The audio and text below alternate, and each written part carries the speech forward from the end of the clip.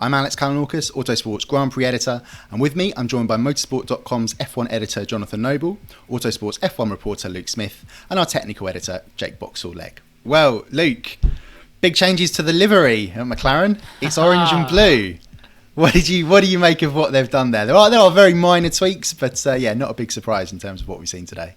I did really have to sort of an up and down take of last year's car versus this year's one, and this year's one, more sponsorship on board, which is a running theme at McLaren we've seen over the last few years. But I think if it ain't broke, don't fix it. I think that's the way McLaren have sort of taken the approach to their livery. The switch to papaya a few years ago, that was immensely popular, and I think they've really sort of got a good groove with that papaya and blue design over the years. So they've pretty much stuck to that basically. I think even some of the sort of the various intricate design parts on there, sort of even some of the patterns and whatever, like even the numbering, it's pretty much the same as last year. So it's more of the same, which isn't a bad thing, but it's definitely nice to see the new car in its in all its glory for the first time ahead of its on-track debut tomorrow at Silverstone. John, I mean, were we expecting anything else in terms of the livery? I mean, McLaren's pretty much set its identity, as Luke said, for a number of years now, going back to the orange. Yeah, I think if it works, as Luke says, if it works, you don't need to kind of break it and overhaul it and do something radically different, especially in a time where cars are carrying over as much as possible. But I think the one interesting little detail on the livery is if you look very close at the car livery itself and the driver's overalls and the team's uniforms, one thing you will not see is a Mercedes badge. There's no reference to Mercedes-Benz either written out or the famous three-pointed star. In the past, they ran Renault custom engines and had a big Renault badge on the engine cover. The reason's quite simple. It's a pure customer relationship with Mercedes. The Mercedes contracts don't require their customer teams to run any branding. There's no separate marketing deal. McLaren aren't there to promote Mercedes. McLaren have taken the Mercedes engine because they believe it's the best in Formula One, and they believe it gives them the best chance to win races, and that's what their target is on. What were the team management having to say about the launch and about 2021? What sort of sense did you get coming out of the team today? Yeah, I think there's a kind of an excitement about the season ahead. You know, they're overjoyed at finishing third last year. They believe the Mercedes engine will give them a step forward. And interesting to hear from James Key that perhaps the key difference won't necessarily be in out-and-out horsepower, but there will be an advantage in terms of packaging. We know that the Mercedes unit splits the compressor and turbine either side of the kind of the main ICE component. So there'll be packaging benefits and probably energy recovery benefits as well. So this sort of thing we'll only find out when the car runs for the first time. But tempered against that enthusiasm about the steps they're going to make is some reality that McLaren's been open that its infrastructure is slightly behind teams like Red Bull and Mercedes. It's got to wait 2 more years for the wind tunnel to be up there. It wants to revamp its CFD, needs to upgrade its simulator. So still a long way ahead. And equally, Ferrari underperformed massively last year and won't want a repeat of that in 2020, so we'll be gunning for third place. Racing Point, which becomes Aston Martin, were very, very quick last year. Actually, on the road, scored more points than McLaren, but lost it because they had those points taken away after the season opener for copying the Mercedes brake ducts. So I think the challenge for Mercedes will be their focus is on closing the gap to Mercedes and Red Bull, but they can't ignore these teams that are breathing hard down their neck, and you know, they could achieve their target of being closer to the top 2 teams this year, but actually fall back in the Constructors' Championship table. Luke, what were the 2 drivers saying about the switch to Mercedes power today? Because it's interesting, of both of them, in terms of the V6 hybrid era, they've only ever experienced Renault power. I mean, you think Daniel Ricciardo obviously was there from the beginning, but Red Bull had Renault, then it was badged as Tag Heuer, and then obviously he moved to the Renault team himself. Incidentally, he does have experience of Ferrari power and actually Cosworth power as well from his very early years back in the championship when he used the V8s when he was at HRT and Toro Rosso. But yeah, what were the 2 drivers, what was the sense you got from them about their excitement of using the Mercedes engine? Because in a simplistic way, you know, everybody bangs on about how good it's been and all the results that Mercedes have scored, and it's largely put down to that. Okay, in recent years the chassis has been great, but yeah, what were the drivers saying about the engine today? Yeah, I think there is a definite positivity from both of them, and even when we spoke to Lando Norris at the end of last season, he said sort of the expectation is that it would just be an all-round better package, that it's going to not only provide a bit more horsepower, but as John said, sort of be packaged a bit better and just deliver more performance all round. I think there is sort of that general sort of quiet excitement coming from McLaren at the moment, and I think I mean, this deal was announced way back in sort of September 2019, so it's been on the cards for a long time. And I think Ricciardo, in moving to McLaren, I think a big part of it would have been not only its future plan, but also the fact that it is going to be working with Mercedes. It is going to have what is regarded to be the best power unit on the grid, pushing it into the future. So I think, yeah, there is sort of a definite excitement among the team and for both drivers as well. I think they're both excited to see what it can do. And I think for Lando Norris in particular, it's going to offer basically a sort of like comparison with last year when he moves from the Renault to that Mercedes, and just how much more progress and much more performance it's going to be offering. Yeah, and for Daniel Ricciardo as well, as you say, he's driven Renaults pretty much throughout the whole of his F1 career, bar that half-season stint with HRT. So I think that is, again, going to be a really good opportunity for him to sort of sample what Mercedes can offer him and to get to grips with a new power unit. So yeah, I think it's a good opportunity for both of them, and I think it just only sort of speaks to the added confidence that the whole McLaren project has going for itself right now. And what was really nice to see was obviously Daniel Ricciardo in orange for the first time in his new surroundings. He's got the big orange Zoom background behind him, and he seemed to be radiating excitement. I mean, it's quite rare for him to be down when he comes to face the media, let's be honest. But obviously he's very happy where he is now. I think we got a sense that really confirmed that Andreas Seidel leading McLaren was a real key part in him signing. He joked that by talking Seidel up, that Zach Brown would insist that he had to pay him more now, which would be quite amusing. John, how did you think Ricciardo came across today? I noticed that he, when you asked the question, eagle-eyed spotted a picture in the background that you've got in your office there of Gilles Villeneuve, I think. Yeah, it's become a theme this year that we do all these press conferences via Zoom, and the smart drivers often keep an eye out on what the background's like. So you don't want your dirty washing hanging out there. You want pictures. I think Vettel spotted a Le Mans photo that Luke had up on a office wall once, and he spotted an old Gilles Villeneuve painting I've had for years in my office. So he quite liked that. So we hope to see some similar sideways action from Daniel this year. But yeah, super relaxed. He started the Zoom call with some bizarre Ricciardo rap about how super happy he was, answered all the questions, recounted about the potential for another bet this season. He's chasing Cyril down over the tattoo. He says Zach has made clear he doesn't like needles, so there is no tattoo possibility bet with Zach, but there may be something related to Zach's car collection, so that'll be interesting to play out. But yeah, I think he's enthused and excited about the year ahead. I think he wants to see what it can bring, and he also made clear today he's committed there for 3 years. Confirmed that that's the length of time he sees there. He believes that will put him on the time frame to not only to win races, but I think potentially fight for that championship. Indeed, I think if I was Lando Norris, I'd be going out up to Daniel Ricciardo, making it perfectly clear that tattoos were off the table, or that I was afraid of needles, because what those two are going to get up to. I think Ricciardo is very clear. They're as expected, they're going to be the sort of jokey personas that they always have been together at McLaren this year. But when it comes to on track, it's as fierce competition as ever. But yeah, Jake, on that topic, I mean, you're no stranger to trying to be amusing for the internet's benefit. How do you see the relationship between Norris and Ricciardo playing out at McLaren? They're either going to get it together and work really harmoniously, and everyone's going to be really disappointed, or it's going to be absolute carnage.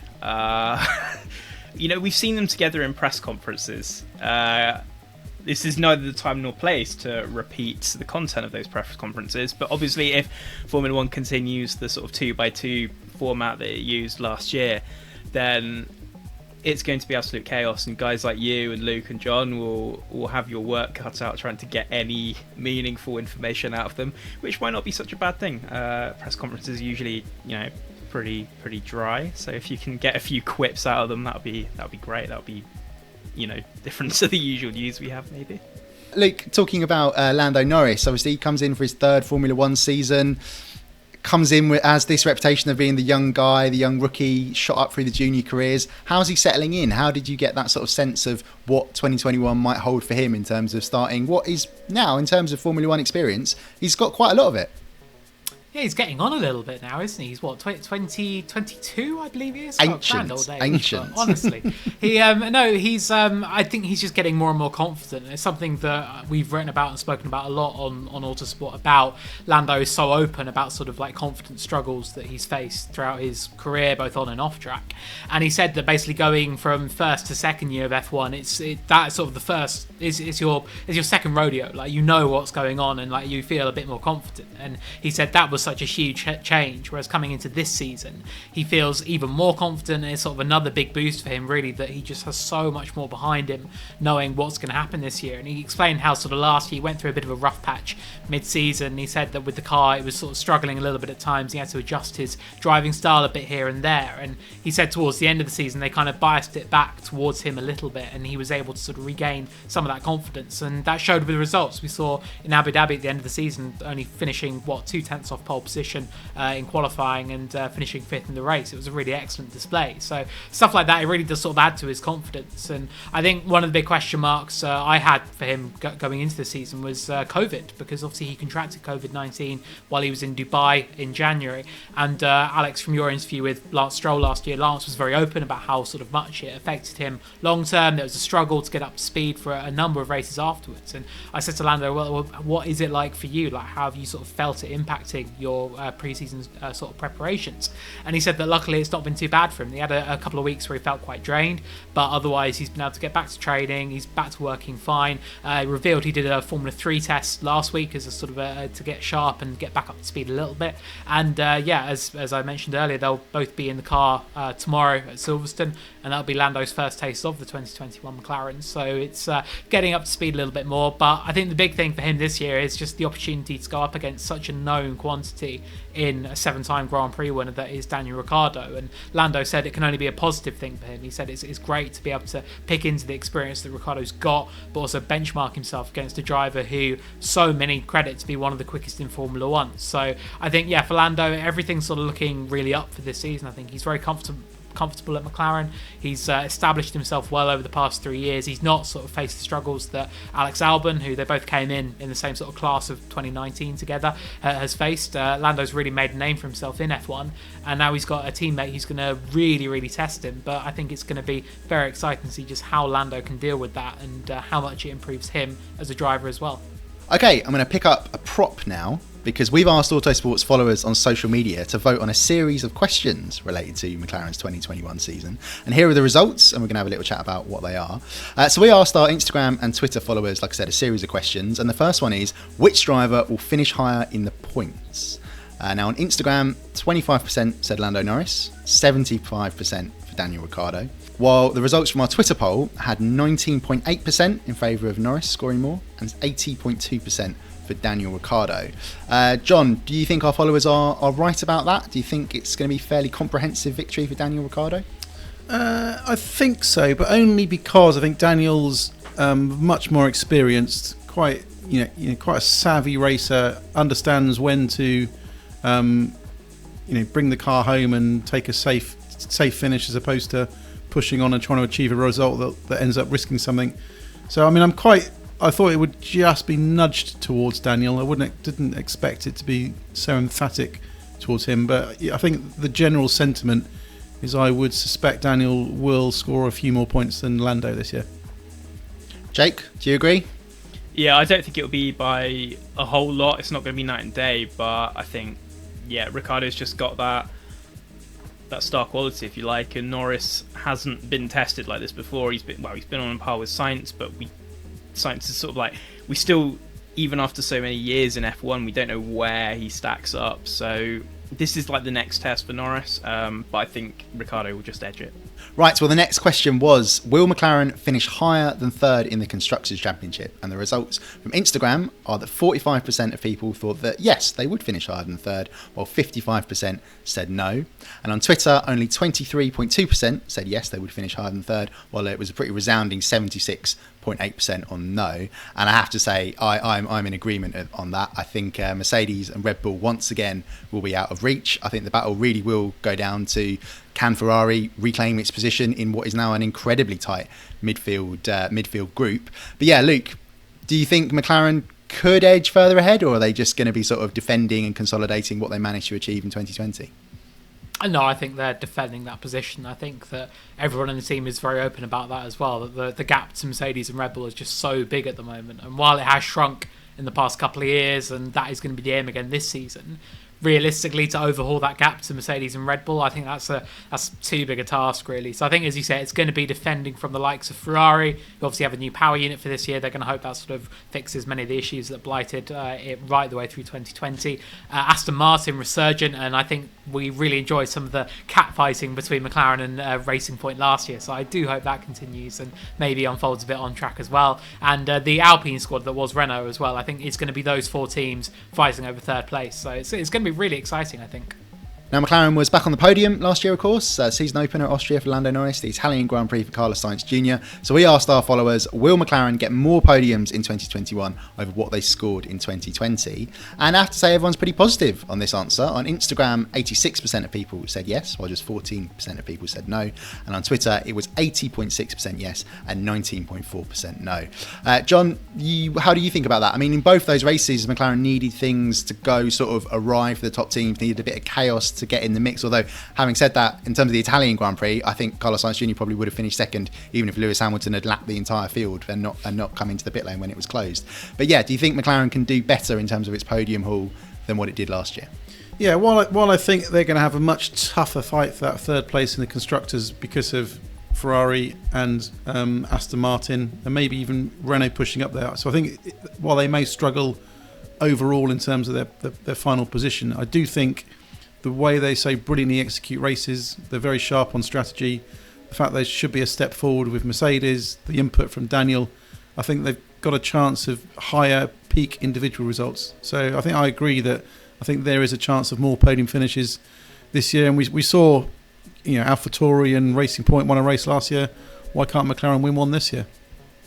Indeed. Well, I mean, I admire everyone's positivity about that as a terribly cynical person myself. But Luke, there's a potential problem here in that Red Bull, on paper, has armed itself with a stronger driver in terms of Sergio Perez. So might that actually limit what McLaren can achieve more this year in terms of podiums?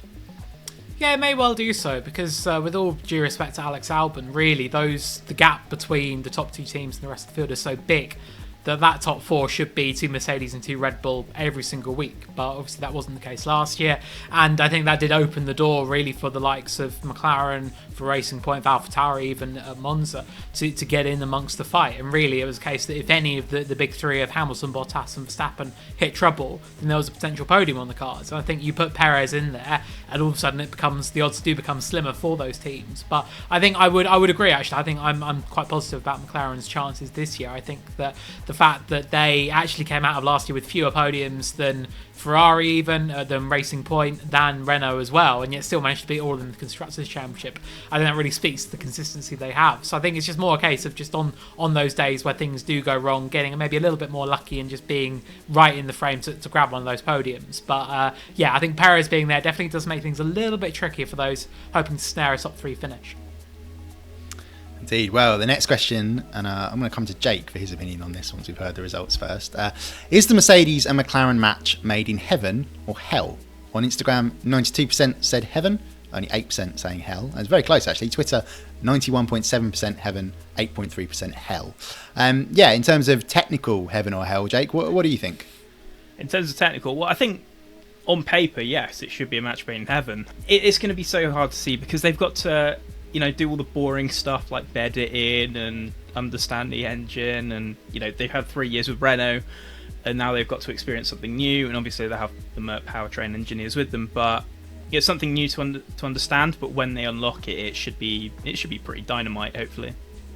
Finally, we asked our followers if they think we'll see a McLaren win in 2021. On Instagram, 77% of people said yes and 23% said no, and shockingly, as it has been all the way through, Twitter rather more negative. Only 58.7% people saying yes and 41.3% of people saying no. John, do you agree with that? I mean, again, it's a bit like the podiums question. It's still going to be very, very, very hard for any team other than Mercedes and even Red Bull to get another win, because, as I sort of said, I wrote a piece on Red Bull for this week's Autosport magazine. when Mercedes drops the ball, it's really supposed to be Red Bull that cleans up because it's got the second best car. So does any other team, and obviously we'll focus on McLaren here, does anybody other team have a chance of winning this year? Yeah, I think the fact that we had the surprise winners last year and they weren't down to complete total flukes. It wasn't as if the top 4 cars all crashed out on lap 1 or were affected by a rain shower. It was on the day these Gasly and Perez superbly fast. The leaders kind of tripped up and struggled and made some mistakes, but they weren't complete lottery results. So I think there is a chance that McLaren can win a race, but I still think it will take a leader to trip up, fall over and humble themselves a little bit for that to happen. I think George Russell may disagree with you in terms of that Mercedes pit stop calamity in the Sakir Grand Prix. If indeed he's got over it by now. He did say he was going to try and move on fairly swiftly, understandably, as these elite athletes do. But yeah, Luke, do you agree with that? Do you think McLaren's got any chance of winning a race this year? No, not unless something dramatic happens. Sorry, I'm normally quite a positive person. Brutal. But I'm going to agree with Twitter for once, actually, that, I think that it's going to be a tough ask. And I think the fact is that you've got the added factor of Sergio Perez in there, that sort of fourth driver who could pick up the pieces in case everything does go wrong for those leading 3. So, yeah, I think it's going to be maybe a bit of a harder year for those teams sort of looking to pick up the scraps and snare a win here or there. So I don't see McLaren winning this year, but I think as we move into the new regulations, I'm really excited to see if McLaren can get back winning again. I always loved the idea of the rocket red shirts they'd always bust out after winning a race. I don't know if they've got something like that, maybe sort of tucked somewhere away in storage just in case they were to win again this season. Well, Jake, John, Luke, thanks for your thoughts today. What did you make of the 2021 McLaren launch? Let us know in the comments below.